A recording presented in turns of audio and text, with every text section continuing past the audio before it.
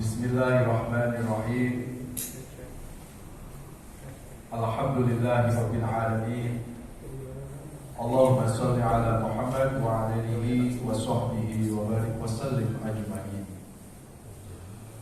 Amma ba'du fa ya ibadallah, usikum wa nafsi bi taqwallah wa ta'atihi la'allakum tuflihun. Qala Allah ta'ala fi kitabihil karim wa huwa asdaqul qa'ilin. A'udzu billahi minasy syaithanir rajim. Bismillahirrahmanirrahim. Inna fi khalqis samawati wal ardi wa ikhtilafil laili wan nahari laayatin liulil albab. Alladzina yadhkuruna Allaha qiyaman wa qu'udan wa 'ala junubihim wa yatafakkaruna fi khalqis samawati wal ardi. Rabbana ma khalaqta hadza batila subhanaka faqina 'adzabannar. Shadaqallahul adzim. Jamaah salat sunat gerhana yang dirahmati Allah Subhanahu wa taala. Alhamdulillah, kita bersyukur kepada Allah. Allah masih memberikan nikmat sehat, nikmat panjang umur kepada kita. Kita berdoa semoga nikmat sehat dan panjang umur ini bisa kita manfaatkan untuk memperbaiki diri kita, untuk mendekatkan diri kepada Allah Subhanahu wa taala. Summa latus'alunna yawma idzin 'anil na'im. Semua nikmat yang Allah berikan kepada kita kelak pada hari kiamat akan ada pertanggungjawabannya. Salawat beserta salam sama-sama kita sampaikan kepada panutan abadi kita Rasulullah Muhammad sallallahu alaihi wasallam. Semoga kita termasuk umat yang mencintai Nabi dan mudah-mudahan Nabi mencintai kita. Amin ya rabbal alamin. Selaku khatib berwasiat kepada diri sendiri dan umumnya kepada kita semua. Mari sama-sama kita selalu berusaha untuk meningkatkan kualitas iman dan takwa kita. Karena kalau iman kita baik, kalau takwa kita baik, pasti kita akan baik dalam menjalani proses-proses kehidupan kita. Orang yang imannya baik pasti akan mudah ikhlas dalam menjalani kehidupannya. Dan ciri-ciri orang ikhlas itu tidak mudah panik, tidak mudah cemas, tidak dihantui ketakutan dalam menghadapi hidup. Kenapa orang beriman harus takut menghadapi hidup? Hidup sudah diatur oleh Allah. Kita manusia hanya tinggal menjalani saja. Kita tidak bisa mengatur Tuhan. Kita tidak bisa memaksa Allah untuk mengikuti kemauan kita. Karena memang hidup ini sejatinya bukan mengikuti maunya kita. Karena hidup ini hakikatnya mengikuti apa yang dimaui oleh Allah. Dan yakini Bapak Ibu, kemauan Allah tidak mungkin lebih jelek dari kemauannya manusia. Inilah yang Allah jelaskan dalam surat At-Taubah, surat 9 ayat 51. A'udzubillahi minasyaitonir rajim. Qul la yusibana illa ma kataballahu lana huwa maulana wa 'ala Allahi falyatawakkalul mu'minun. Katakan wahai Rasul, tidak ada sesuatu yang menimpa kita, yang terjadi dalam hidup ini, kecuali sesuatu itu telah ditetapkan oleh Allah, telah diskenariokan oleh Allah. Tidak ada sesuatu yang terjadi dalam hidup ini karena faktor kebetulan. Semuanya sudah mengikuti rencana-rencana Allah. Karena hidup ini sudah ditetapkan oleh Allah, lalu apa sikap kita? Wa maulana wa 'alallahi falyatawakkalul mu'minun. Maka jadikan Allah tempat bersandar kita. Jadikan Allah tempat berlindung kita. Apapun persoalan-persoalan hidup ini, kalau kita bawa kepada Allah, pasti apapun persoalan itu akan ada jalan keluarnya. Tidak ada persoalan itu berat kalau Allah sudah meringankan kita. Dan tidak ada persoalan itu sulit kalau Allah sudah memudahkan kepada kita.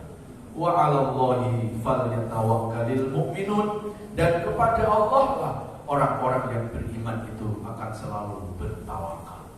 Kalau orang itu imannya baik, pasti iman itu akan melahirkan sifat tawakal.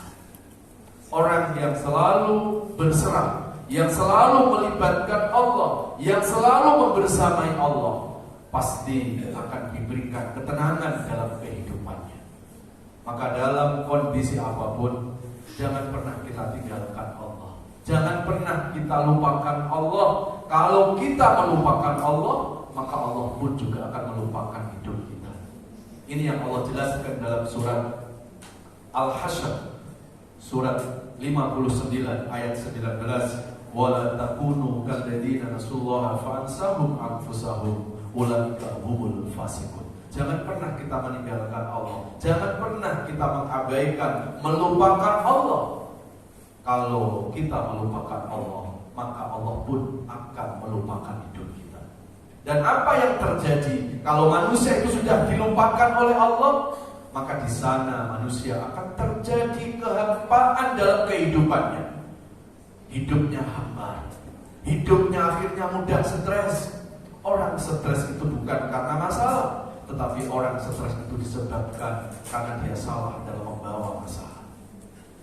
Kita sering membawa masalah ke pikiran kita, maka pasti pikiran kita akan lelah. Tetapi kalau kita membawa masalah kepada Allah, maka pasti akan ada jalan keluarnya. Bapak Ibu jamaah sekalian, pada malam hari ini kita diberikan satu pendidikan oleh Allah, pendidikan iman. Peristiwa gerhana bulan ini adalah merupakan tanda-tanda kebesaran Allah. Ini adalah cara Allah untuk mendemonstrasikan kemahabesarannya dan kemahakuasaannya, supaya manusia tidak besar kepala, supaya manusia menyadari kelemahannya di hadapan Allah Subhanahu wa ta'ala. Setiap kali ada peristiwa yang Allah buat di muka bumi ini, pesan moralnya pasti untuk kebaikan manusia.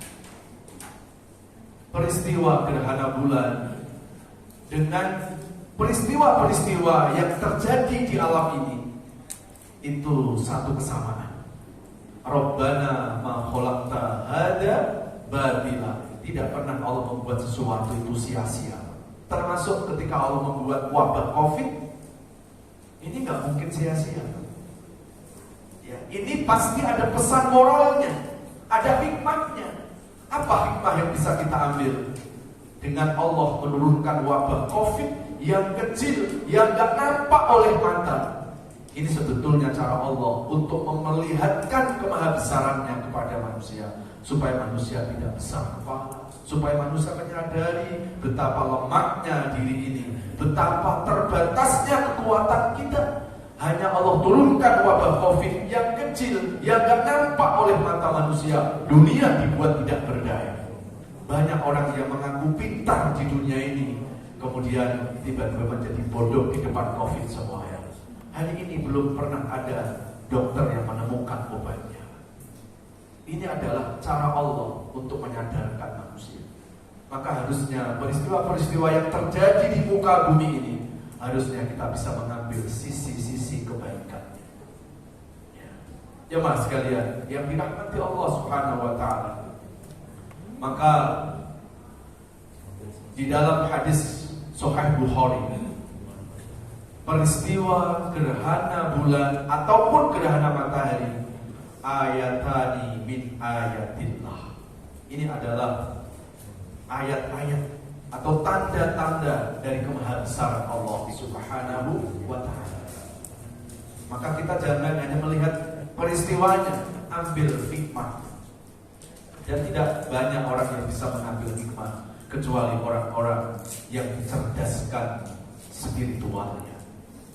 Karena fenomena-fenomena yang terjadi di alam semesta ini nggak cukup hanya dianalisa dengan kecerdasan intelektual saja, tapi perlu kita hadirkan iman di sana. Kalau kita melahirkan iman, maka yang muncul adalah hikmah.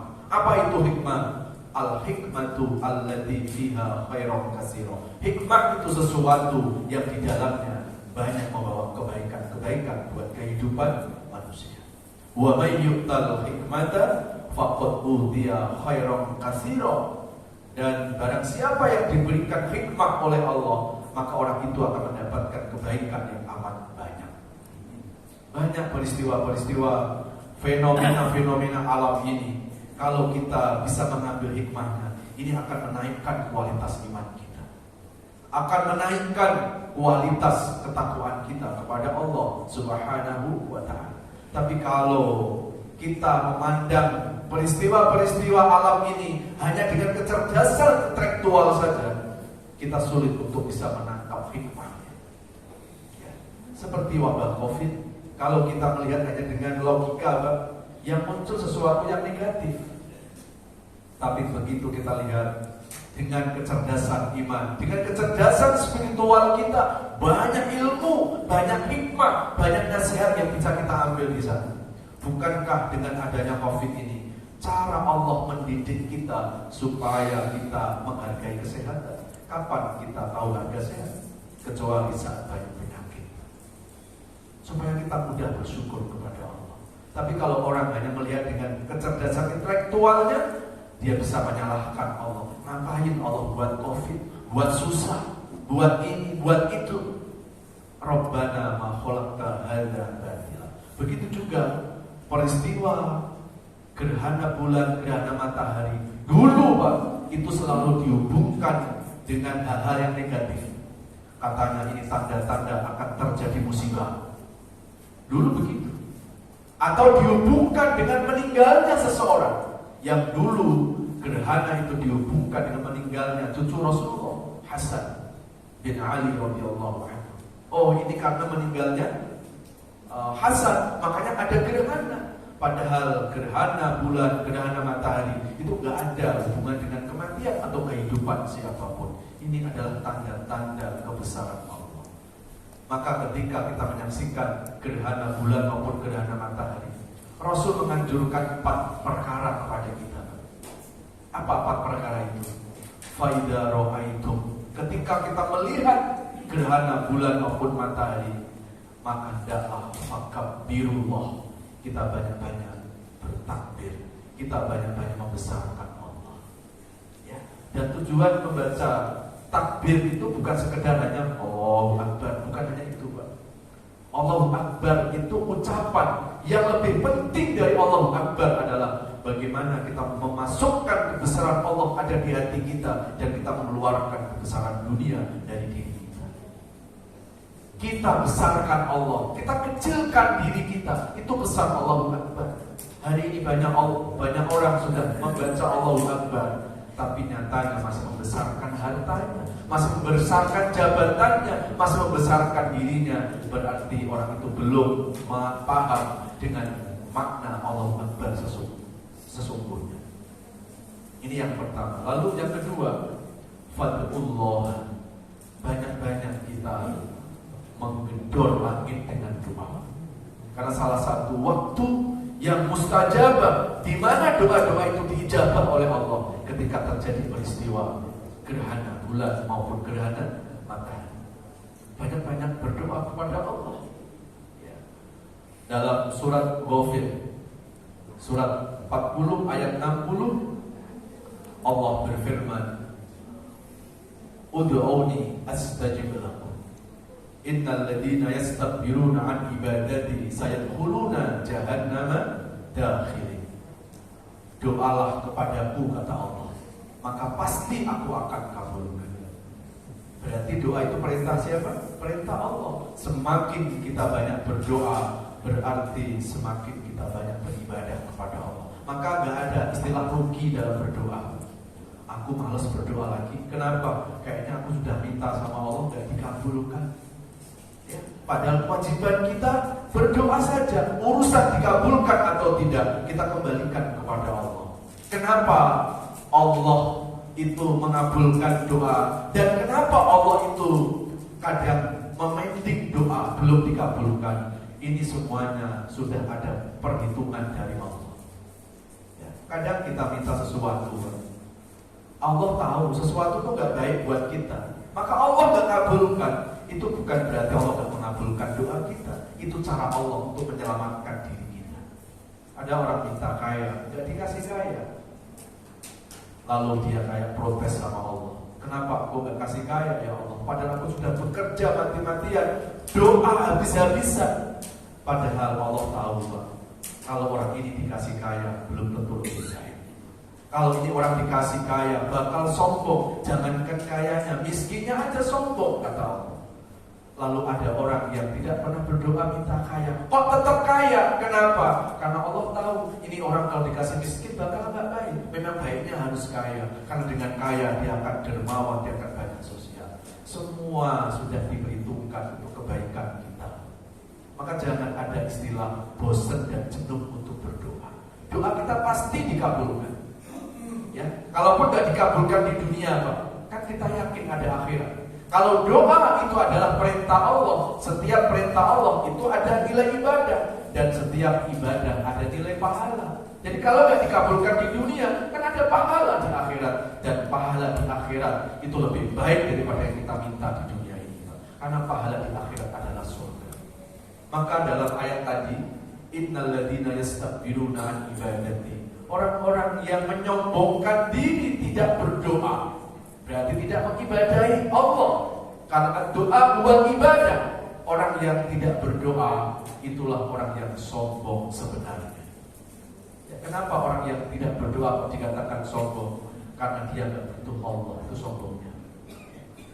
Ya, itu yang kedua. Kemudian yang ketiga, fasollu. Kita disuruh melaksanakan sholat seperti sudah kita lakukan tadi. Sebetulnya kalau mengikuti sholat yang diajarkan Rasulullah, mungkin setengah jam belum selesai, ya. Tapi kita ambil, ya, kita ambil dari sisi sunnahnya saja, ya. Cukup keutamaannya saja. Kita tidak mengambil sisi-sisi keutamaan yang lain, ya. Jadi sholat yang kita lakukan pada malam hari ini adalah dalam rangka untuk mensyukuri nikmat Allah. Kita masih diperlihatkan alam semesta ini dengan fenomena-fenomenanya. Ini artinya Allah memberikan pelajaran kepada kita supaya kita mampu mentafakuri alam ini. Kalau kita mau mengenal Allah, nggak perlu kita harus ketemu Allah, tetapi pikirkan ciptaannya, maka kita akan ketemu siapa sang pencipta yang sesungguhnya. Jamaah sekalian yang dirahmati Allah. Kemudian yang keempat adalah watasodaku, banyak-banyak bersedekah, ya, banyak-banyak bersedekah. Ini juga salah satu anjuran yang dianjurkan Rasulullah SAW. Saat ada gerhana bulan maupun matahari, banyak-banyaklah bersedekah, ya. Apa kata Rasulullah? Asbiku walau kitamroh, bersedekahlah walaupun hanya dengan sebutir kurma. Fa inna shadaqata tadfa'u sab'ina bala'an. Karena sedekah yang kita lakukan itu akan menutup 70 pintu macam bala, dan sekecil-kecil bala adalah penyakit. Innal bala la ta'awalu bis shadaqah. Bala itu enggak akan mendahului sedekah. Maka jangan bala sudah turun baru sedekah, jangan. Sebelum bala turun, sedekahlah. Ketika sudah sedekah, bala itu turun, maka sedekah akan bekerja untuk menahan bala itu kepada kita. Ketika kita bersedekah, sesungguhnya kita bukan membantu siapa-siapa. Kalau banyak kita sedekah untuk anak yatim, untuk orang miskin, sebetulnya bukan mereka yang kita bantu. Orang bersedekah itu sesungguhnya menitipkan keselamatan melalui mereka yang kita bantu. Maka gak ada alasan orang yang bersedekah membusungkan dada. Dia merasa membantu orang lain. Padahal setiap kita menolong orang, maka pertolongan kita kepada orang lain itu akan menjemput pertolongan Allah untuk diri kita. Wallahu fi aunil abdi maka al abdu fi auni akhi. Allah akan selalu menolong hambanya kalau hamba itu suka menolong kepada saudara. Maka siapa-siapa yang hidupnya kepingin ditolong oleh Allah,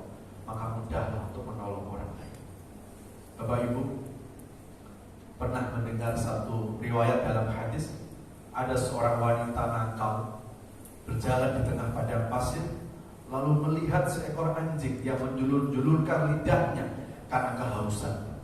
Dan kalau gak ditolong, mungkin anjing itu akan sekarat, akan meninggal. Si wanita itu lalu timbul kasih sayangnya kepada seekor anjing. Lalu dia ambilkan, dia cari air, Pak. Dan di Timur Tengah cari air gak mudah pasti. Tapi dia berusaha untuk mencari air. Lalu sudah dapat air, diberikannya kepada seekor anjing. Dengan izin Allah, anjing itu sehat lagi. Apa yang terjadi pada wanita itu? Kata Rasulullah, di akhir kehidupan wanita itu diberikan hidayah oleh Allah. Ini menjadi catatan buat kita. Gak boleh kita menjelek-jelekkan orang walaupun jelek. Ya. Hari ini jelek belum tentu besok. Ya. Allah tidak pernah melihat masa lalu seseorang, tapi Allah melihat dari akhir kehidupan seseorang. Dan Rasulullah mengatakan, ketahuilah wanita yang mendapat hidayah, yang belum lama dia bertaubat, min ahlil jannah, dia termasuk ahli surga. Lalu sahabat bertanya, dosanya puluhan tahun gimana ya Rasulullah? Allah tidak pernah melihat masa lalu, tapi Allah melihat dari akhir kehidupan seseorang. Ya, maka yang paling penting bukan hari ini, hari ini kita masih hidup. Yang paling penting adalah saat menghembuskan nafas terakhir, saat kita meninggalkan dunia ini, itulah detik-detik Allah akan menghitung, menilai kebaikan kita. Fala tuzakku anfusakum wa huwa a'lamu biman ittaqa. Lalu sahabat bertanya, apa yang menyebabkan wanita itu mendapat hidayah dari Allah? Kenapa wanita itu disayang oleh Allah di akhir kehidupannya? Kata Rasulullah, karena wanita ini pernah menyayangi seekor anjing, seekor binatang. Menyayangi binatang saja Allah menyayanginya. Gimana kalau kita menyayangi sesama manusia? Maka disinilah pentingnya kita disuruh saling apa? Saling menebarkan kasih sayang, saling menebarkan sifat asa, asing dan asuh. Kita dianjurkan untuk sering-sering bersilaturahim. Tujuan silaturahim bukan hanya ketemu fisik, tapi tujuan silaturahim adalah menumbuhkan empati, kepedulian, kasih sayang, persaudaraan di antara kita. Apa arti fisik berdekatan kalau hati berjauhan? Apa arti ketemu salaman tangan tapi hati masih bermusuhan? Maka itu sebetulnya belum silaturahim. Mudah-mudahan apa yang saya sampaikan hari ini mudah-mudahan menjadi pencerahan buat saya khususnya dan buat Bapak Ibu pada umumnya. Barakallahu li wa lakum fil Qur'anil azim wa nafa'ani wa iyyakum bima fihi minal ayati wa dzikril hakim. Aqulu qouli hadza wastaghfiru innahu huwal ghafurur rahim.